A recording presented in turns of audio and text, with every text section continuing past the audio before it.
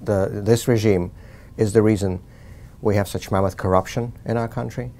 This regime is the reason we have disregard for the most basic and fundamental human rights and political freedoms. This regime is the reason we have no free and fair elections, and had no free and fair elections in our country for more than 17 years now.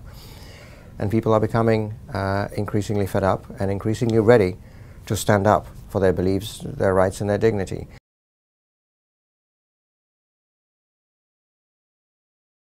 What we're looking for is to have a system of government in Russia that is based on the rule of law, that is based on political freedoms, that is based on respect for the rights of our own citizens. And if we are better than them, which I think we are, we cannot engage in the sort of tactics that they engage in. We cannot respond to violence with violence.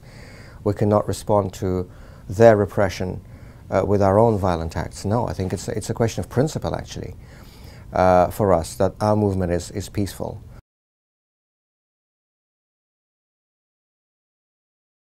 And I have absolutely no doubt that the day will come when Russia has a government that its people deserve.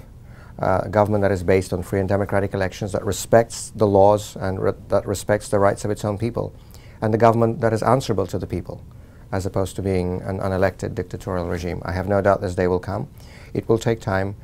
It will take effort. It has already taken, unfortunately, too many sacrifices.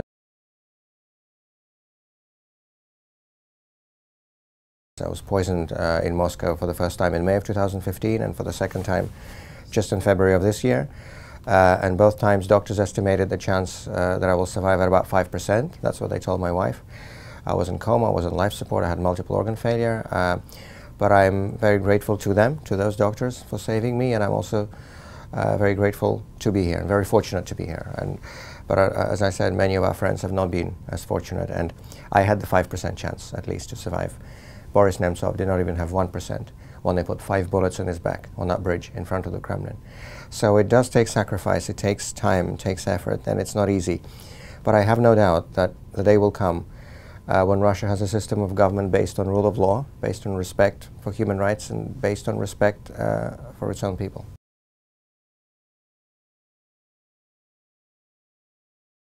And there are many voices in Russian society, and Russia is so much more diverse and so much bigger, and, you know, frankly, so much better than the Putin regime and the people who are now in the Kremlin. So I think for those who really want to build a long-term and strong relationship between the US and Russia, it's important to maintain the channels of communications, not just with the people who happen to be sitting in the Kremlin and the foreign ministry right now, but also to other voices and civil society voices in Russia.